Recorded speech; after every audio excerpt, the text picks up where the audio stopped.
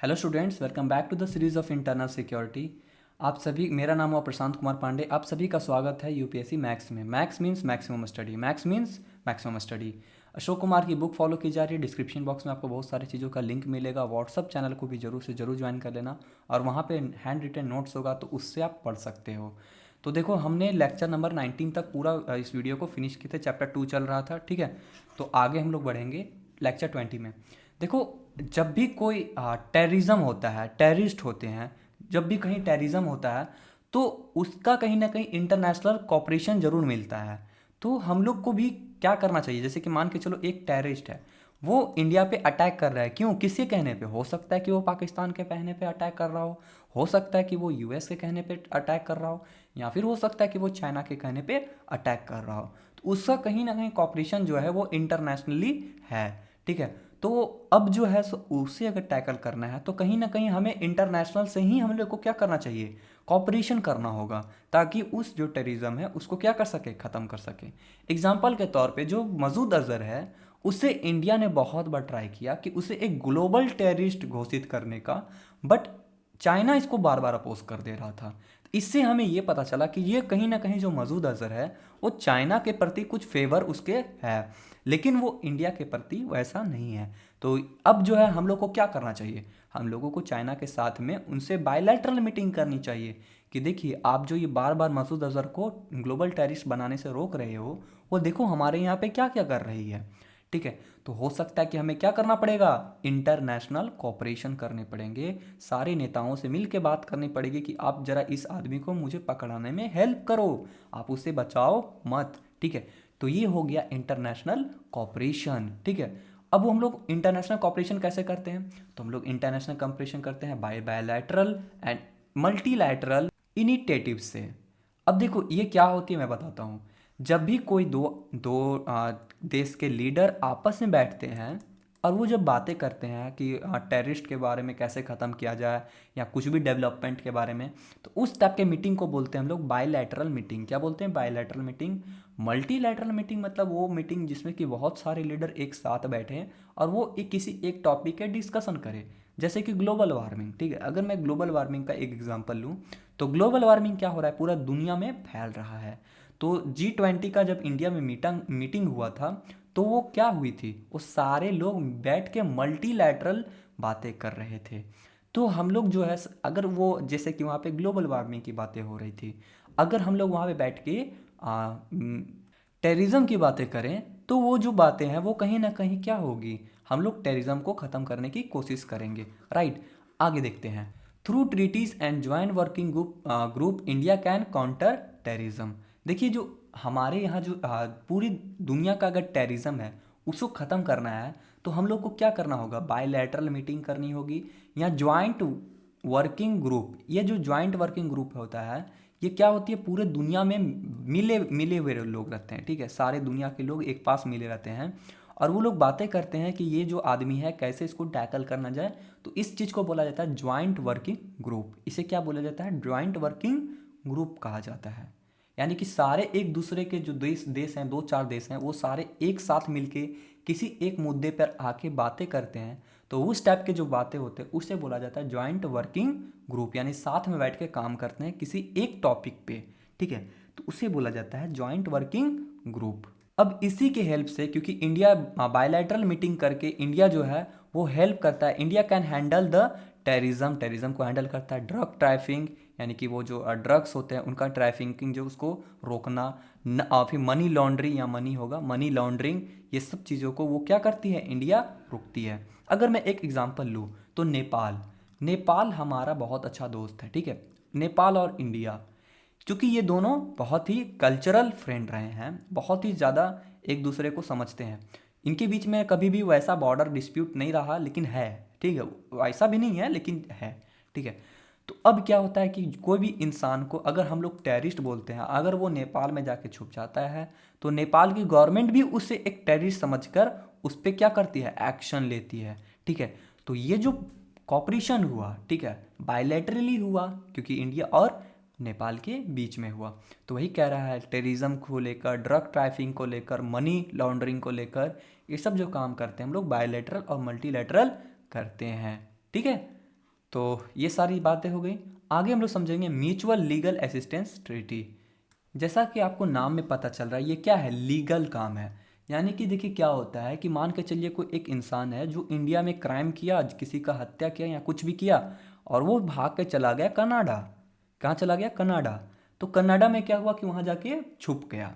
अब ऐसे में क्या होगा कि हम और कनाडा के जो लोग हैं, वहाँ के जो पीएम हैं, वो दोनों आपस में बायलैटरल बातें करेंगे। जैसे इस केस में जस्टिन ट्रूडो, जो जस्टिन ट्रूडो है देखो मैं इसलिए ये बस एक एग्जांपल के तौर पे लेना, इसे सीरियसली मत लेना, क्योंकि ये जस्टिन ट्रूडो तो बहुत बड़े खालिस्तानी सपोर्टर है, ठीक है। तो ये क्या हुआ कि जस्टिन ट्रूडो के साथ हम लोग बातें करेंगे और बोलेंगे ये जो पर्सन आपके यहाँ पे भाग भाग के गया है उसे हमें हेल्प करें, वो एक इंडियन टेररिस्ट है, ठीक है। तो जस्टिन ट्रूडो क्या करेंगे, म्यूचुअली जो लीगल असिस्टेंस है, अगर यहाँ पे उसे संभव नहीं है तो वही कानून वही नियम वो वहाँ पे अप्लाई करके उसे पनिशमेंट करेंगे, राइट। तो इसे बोला जाता है म्यूचुअल लीगल असिस्टेंस ट्रीटी, यानी कि दो देश के बीच में लीगल ट्रीटी। यानी कि अगर मैं इसे फांसी देने वाला हूँ, अगर यहाँ से भाग के किसी दूसरे देश में चला गया तो वहाँ पे भी उसे वो पनिशमेंट मिलेगी। ये सब जो चीज़ें होते हैं वो मिनिस्ट्री ऑफ होम अफेयर के द्वारा कंडक्ट किया जाता है। यानी कि इस देश का जो होम मिनिस्टर है वो दूसरे देश के होम मिनिस्टर से बातें करेंगे और उसे जो भी लीगल वहाँ पे जैसे लीगल कोई इलीगल नियम होंगे वो वहाँ पे भी उसके लिए अप्लाई हो जाएंगे। तो ये क्या है, हम लोग देखो मान के चलो कि अगर ये सब हम लोग कब कर पाएंगे, जब हम लोग किसी दूसरे इंटरनेशनल का कॉपरेशन हो। आई रिपीट, जब भी कॉपरेशन हो तभी हम लोग ऐसा कर पाएंगे। लेकिन जस्ट इमेजिन करो कि कोई आदमी जाके भाग के पाकिस्तान चला जाए। कहाँ चला जाए, पाकिस्तान। इस केस में क्या होगा कि क्या पाकिस्तान हमारी हेल्प करेगा, नहीं, क्योंकि हमारा और पाकिस्तान का कॉपरेशन उतना अच्छा है ही नहीं, ठीक है। तो पाकिस्तान हमें क्यों मदद करेगा, ठीक है। यही बात होती है कनाडा के साथ में, कनाडा का भी रिलेशन अब धीरे धीरे इंडिया के साथ खराब होते जा रहा है, ठीक है। तो वही बात है। तो आगे देखते हैं। तो इसमें क्या होता है, इसमें होता है कि जब भी दो कंट्री आपस में मिलकर इन्वेस्टिगेशन करते हैं, प्रोसिक्यूशन करते हैं और प्रिवेंशन करते हैं ऑफ अ क्राइम, किसी क्राइम को लेकर, तो उसी को हम लोग बोलते हैं mutual legal assistance treaty, right. अब ये क्या हो सकता है, ये किस पे लगेगा, तो ये ऑर्गेनाइज्ड क्राइम पे लगेगा, ट्रांस बॉर्डर पे लगेगा, जैसे कि बॉर्डर, जैसे ये बॉर्डर है, ठीक है, इंडिया पाकिस्तान का। तो यहाँ से जो यहाँ भाग के गए हैं तो उन पे भी लगेगा, टेररिज्म पे लगेगा, क्राइम पे लगेगा, ड्रग्स, आर्म्स, एक्सप्लोजिव, ये सब जो जितने भी चीज़ें हैं उसको उससे रिलेटेड हम लोग यहाँ पे बातें करते हैं अगर कोई ऐसा आदमी है तो। ये देखो फिलहाल अब बताओ कि इंडिया के कितने ऐसे कंट्रीज हैं जिनके साथ ये ट्रीटी डील हुई है, तो वो हैं 34 कंट्रीज। यानी इंडिया अभी तक 34 कंट्रीज के साथ में ये ट्रीटी को साइन किया है। यानी कि उन 34 कंट्रीज में अगर कोई इंडिया का एक टेररिस्ट वहाँ चला जाता है तो वहाँ पे भी उसे टेररिस्ट ही कहा जाएगा, राइट। तो ये रहा mutual legal assistance treaty. I hope आपको बहुत अच्छे से ये क्लियर हो गया होगा। Joint working group to counter होगा, काउंट्री नहीं होगा, ठीक है, काउंटर टेररिज्म। देखिए क्या होता है कि कभी कभी दो देश अगर आप आमने सामने बैठकर बातें करते हैं और वो किसी एक ग्रुप बनाते हैं, जैसे कि मान लो कि यहाँ का कोई एक आदमी और इस देश का कोई एक आदमी दोनों पास मिले और मिल के वो डील कर रहे हैं किसी एक टेररिज्म के पर, तो इसी को बोला जाता है ज्वाइंट वर्किंग ग्रुप। यानी कि वो क्या कर रहे हैं, एक ग्रुप बना रहे हैं, उसमें दोनों देश के कंट्री होंगे और वो लोग क्या करेंगे, टेररिज्म से फाइट करेंगे। किससे फाइट करेंगे, टेररिज्म से फाइट करेंगे। By the bilateral security of two countries for handling the crime and other offences. जैसे कि इंडिया और नेपाल है, आपस में बैठे, दोनों बैठ के बातें किए हैं और बात करने से ये पता चला कि अगर हमारे देश में कोई खतरा है तो आप हमारे हेल्प करोगे और मैं और आप दोनों मिलकर एक ग्रुप बनाते हैं। वो ग्रुप क्या करेगी, इन सारे चीज़ों से टैकल करेगी। जैसे कि मैं समझाऊं, ये नेपाल है, ठीक है, जस्ट इमेजिन करो कि ये नेपाल है और ये इंडिया है, इनके बीच में ये बॉर्डर है। तो नेपाल का भी कुछ लोग और इंडिया के कुछ ब्यूरोक्रेट्स आपस में मिलेंगे और यहाँ पे एक अलग ग्रुप बनेगा सी नाम का। जैसे ये ए हो गया, ये बी हो गया और ये सी हो गया। तो ये जो सी है वो क्या करेगी, यहाँ और यहाँ के जो भी क्राइम्स होंगे उन पे वो डील करेगी। तो ये जो सी है इसी को हम लोग बोलते हैं ज्वाइंट वर्किंग ग्रुप, ठीक है।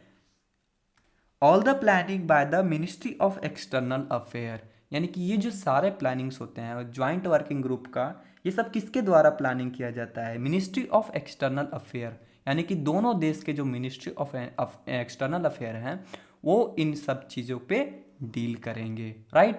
अब हम लोग अगला पॉइंट समझते हैं, सिक्योरिटी काउंसिल रिवॉल्यूशन 2322। देखिए दिसंबर 2016 में क्या होता है कि यूएनएससी, जिसका मतलब होता है United nation of security council, जो है वो एक वो प्लान करते हैं कि जितने भी देश हैं सारे देश क्या करेंगे, मिल के एक क्या करेंगे, एक जुडिशियल बनाएंगे। क्या बनाएंगे? जुडिशियल बनाएंगे। वो जुडिशियल कॉपरेशन बनाएंगे कि अगर कोई एक देश का टेररिस्ट किसी दूसरे देश में चला जाता है तो उस पर कैसे फाइट किया जाए, यानी कॉपरेशन कैसे किया जाए। अब ये क्या चीज़ से रिलेटेड रहता है, अब इसके बारे में समझते हैं।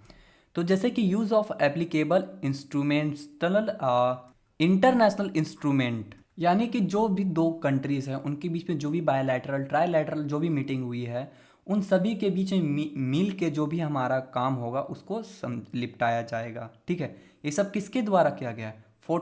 ये हमारा यूएनएससी के द्वारा कहा गया है, क्योंकि उनका एम क्या है? फोर्टिफाई करना जुडिशियल कॉपरेशन को, यानी दो देश का जो भी जजेस होंगे वो मिलकर क्या करेंगे, किसी चीज़ पे फैसले करेंगे, ठीक है। ये किसका सोच था? यूएनएससी का। International cooperation for checking terrorism, यानी कि हमारा जो भी इंटरनेशनल कॉपरेशन है सारे देश आपस में कॉपरेट करेंगे और किस पे बातें करेंगे? टेररिज्म पे बातें करेंगे, right. This resolution says that the make of financing of terrorism is a crime and also deny for a safety haven है। हेवन मतलब होता है स्वर्ग। यानी कि देखो कि ये जो रिजोल्यूशन था ये कौन सा, ये जो हमारा 45 करना था जुडिशियल कॉपरेशन को, इसमें ये कहा गया कि जो कोई भी अगर क्राइम को पैसे या फंडिंग प्रोवाइड करेगा या उन्हें एक सेफ जगह देगा रहने के लिए, वो भी एक टाइप से क्या होगा? क्राइम होगा। क्या होगा? क्राइम होगा। ये बहुत इंपॉर्टेंट चीज़ है। इसलिए आपने कभी कभी देखा होगा कि जितने भी एक्सटर्नल मिनिस्टर कभी कभी ट्वीट करते हैं किसी दूसरे देश के लिए तो वो बोलते हैं कि Canada is now being a safe haven, ठीक है। यानी कि जो कनाडा है अब धीरे धीरे एक टाइप से सेफ हेवन होता जा रहा है। ऐसा क्यों बोलते हैं? क्योंकि जो कनाडा है वो क्या करता है? आतंकवादियों को पालता है। इससे उन्हें क्या मिलती है? इंटरनेशनली प्रेशर मिलता है। किसे? कनाडा को। Increase the role of technology for the gathering and sharing of evidence in courts, यानी कि जो भी हमारे पास टेक्नोलॉजी, उस टेक्नोलॉजी का भरपूर उपयोग करें ताकि हम लोग गैदर कर सके और शेयर कर सके किसको? एविडेंसेस को, एक कंट्री से दूसरे कंट्री के बीच में।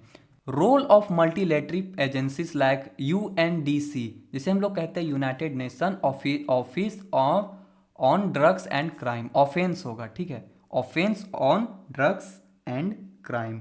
तो ऐसे ऐसे जो भी एजेंसीज है उनको बढ़ावा देना चाहिए ताकि ये लोग क्या कर सके? फाइट कर सके। किसके अगेंस्ट? टेररिज्म के अगेंस्ट में।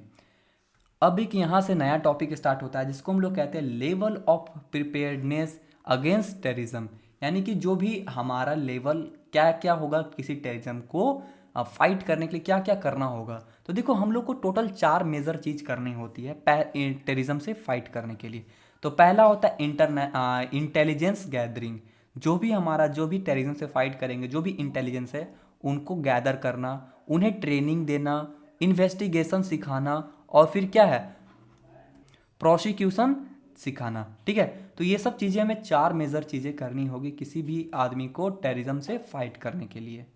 तो पहला हम लोग समझते हैं इंटरनेशनल गैदरिंग, ठीक है, जो कि नेटग्रिड और एमएससी करती है। नेटग्रिड और एमएससी के बारे में मैंने अच्छे से इसके पहले के वीडियोस में बताया है, तो मेक श्योर आप वहाँ से जरूर जाके देख लेना, ठीक है। This is done by both centre and state government, यानी कि जो भी इंटेलिजेंस का गैदरिंग होगा वो हमारे दोनों करते हैं, या सेंटर भी करते हैं और स्टेट्स भी करते हैं, यानी स्टेट की जो भी गवर्नमेंट है वो भी इंटेलिजेंस का गैदरिंग करती है और सेंटर के भी करते हैं। ऐसा क्यों करते हैं? ताकि जो क्रॉस बॉर्डर इन्फिल्ट्रेशन हो ये सब हम लोग क्या कर सके? कम कर सके। लेकिन हम लोग जो है लेकिन क्या हम लोग करेंगे कि इन्वेस्टिगेशन और डेटा शेयरिंग को इम्प्रूव करें। तो इसके लिए हम लोग को क्या करना पड़ेगा? We need to educate civilian for this input in the intelligence gathering, यानी कि हम लोग को क्या करना पड़ेगा? जो भी सिविलियन हैं उनको थोड़ा पढ़ाना लिखाना पड़ेगा ताकि ये जो लोग हैं इंटेलिजेंस गैदरिंग अच्छे से कर पाएँ। अब अगला आता है ट्रेनिंग करना और ऑपरेशंस, यानी कि उन्हें ट्रेनिंग देना और उन्हें ऑपरेशन में मतलब लगाना, काम में लगाना। State police have limited capability while central agencies have lot. देखियो, आपको क्या पता है कि स्टेट का जो पुलिस है उनके पास थोड़ा सा लिमिटेड पावर होता है कि वो किसी स्टेट के अंडर में ही काम करेंगे, लेकिन सेंट्रल एजेंसीज के पास बहुत पावर होता है, वो ऑल ओवर इंडिया में कहीं भी काम करते हैं। IB plays the role of the cooperation with the police but they have other jobs and cooperation। तो क्या होता है कि IB के पास बहुत सारे काम होते हैं, इनके पास सिर्फ एक काम नहीं है कि पुलिस के साथ में मिल के और फिर सारे काम वो मिल के काम करते हैं, लेकिन हर एक बात ऐसा जरूरी नहीं है कि वो सारे काम वो साथ में मिल के करेंगे। Therefore, we need central agencies for cooperation and IB for state police, जो स्टेट पुलिस के साथ और इनके साथ में IB के साथ मिलके काम कर सके, हमें ऐसे और एजेंसीज की ज़रूरत है। इसीलिए हम लोगों ने क्या किया, 4 न्यू हब्स बनाए। कहाँ पे? मुंबई में, चेन्नई में, कोलकाता में, हैदराबाद में, ताकि ये इन्हें किसे, IB को और फिर स्टेट पुलिस को हेल्प कर सके, ताकि हम लोग किस पे क्या कर सके, हम लोग यहाँ पे फाइटिंग कर सके, किसके अगेंस्ट में, टेररिज्म के अगेंस्ट में। तो ये 4 जगह पे क्या होती है, वहाँ पे ट्रेनिंग होता है और उन्हें सिखाया जाता है, और उन्हें जो भी ऑपरेशन है उस पर थोड़ा सा उन्हें फर्स्ट बार भेजा जाता है। कहाँ पे? मुंबई, चेन्नई, कोलकाता और हैदराबाद में 4 नए हब्स बनाए गए हैं, किसको, ट्रेनिंग के लिए। अब अगला पॉइंट देखते हैं, इन्वेस्टिगेशन, यानी कि हम बोल सकते हो कि कैसे कैसे वो जासूस बनाना, ठीक है, यानी कि जांच पड़ताल करना है। इन्वेस्टिगेशन मतलब होता है जांच पड़ताल करना। देखो, जब इंडिया ने NIA को बनाया तो वो बहुत ही अच्छा डिसीजन था हमारे गवर्नमेंट के द्वारा, क्योंकि हमारी जो स्टेट पुलिस है वो उतने अच्छे से फंक्शन नहीं कर रही थी, इसलिए हमें ज़रूरत थी कि हम अपने जो स्टेट पुलिस है उन्हें और उनकी कैपेसिटी को बढ़ाएं। इसलिए हमने क्या किया, NIA को क्रिएट किया, नेशनल इन्वेस्टिगेशन एजेंसी जिसे कहा जाता है। और देखिए, जब कोई एक आदमी किसी काम को बहुत अच्छे से करता है तो वो ज़्यादा इफ़िशियंट काम होता है। अगर मैं बोलूँ कि कोई एक काम है उससे मैं 5 आदमी को सौंप दूँ तो वो काम क्या हो जाएगा, बहुत डिले हो जाएगा। लेकिन उसी काम को अगर मैं किसी एक आदमी के अंदर कर दूँ तो काम बहुत फास्ट हो जाएगा। वही बात ये पॉइंट कर रही है। तो इन्वेस्टिगेशन सिखाने के लिए सिर्फ एक ही एजेंसीज काफ़ी है, इसलिए one agency help in good data bank and various terrorist network. जो उनके जो भी टेररिस्ट नेटवर्क है उनको तोड़ने के लिए या फिर बर्बाद करने के लिए हमारे पास सिर्फ एक ही इन्वेस्टिगेशन एजेंसीज काफ़ी है। अगर ज़्यादा रहेंगी तो ज़्यादा प्रॉब्लम होगी, ठीक है, क्योंकि ये सब बहुत ही ज़्यादा सीरियस मैटर होता है किसी भी कंट्री के लिए। अब हम लोग आगे समझते हैं प्रोसिक्यूशन। प्रोसिक्यूशन का मतलब होता है सजा देना। Our criminal judicial system is very sluggish and time spent, यानी कि हमारा जो इंडिया का फ़िलहाल जो जुडिशियल सिस्टम है उसमें बहुत ज़्यादा टाइम लग जाता है। कभी कभी केस जो है 10 साल 15 साल तक चले जाते हैं। We need a special court system for terrorism. हम लोग को क्या चाहिए, एक अलग सा एक कोर्ट चाहिए जिसमें कि हम लोग टेररिज्म को सेपरेटली डील कर सकें। अगर कोई टेररिस्ट है तो उसे हम लोग क्रिमिनल कोर्ट में ना भेजकर सीधा ही कोई एक स्पेशल कोर्ट बनाएं, उसमें सेंड करें जो कि टेररिस्ट से अकेले डील करता हो। We need to improve in this direction. और हम लोग को किसी ना किसी तरीक़ा से ये जो टेररिज्म है इसको ख़त्म करने के लिए हम लोग को एक अलग स्पेशल कोड बनाना चाहिए, और उसमें जो कामें हैं वो बहुत ज़्यादा फास्ट होना चाहिए, ठीक है। तो ये रहा हमारा इंटरनेशनल कॉपरेशंस, और फिर हम लोग टेररिज्म के अगेंस्ट में क्या क्या प्रिपेयर कर सकते हैं, प्रिपरेशन कर सकते हैं, उसके बारे में ये लेक्चर था। तो लेक्चर नंबर 20 होता है फिनिश। अब हम लोग अगला लेक्चर पे बढ़ेंगे जो कि होगा लेक्चर नंबर 21, वो भी लास्ट लेक्चर होगा इस चैप्टर का। उसके बाद हम लोग आगे सीधा बढ़ेंगे जम्मू एंड कश्मीर मिलिटेंसी। तो आज के लिए इतना ही। अगर वीडियो पसंद आई है तो लाइक मारना, सब्सक्राइब करते जाओ यार। हाँ, मिलते हैं अगली वीडियो में, तब तक के लिए जय हिंद, जय भारत, वंदे मातरम।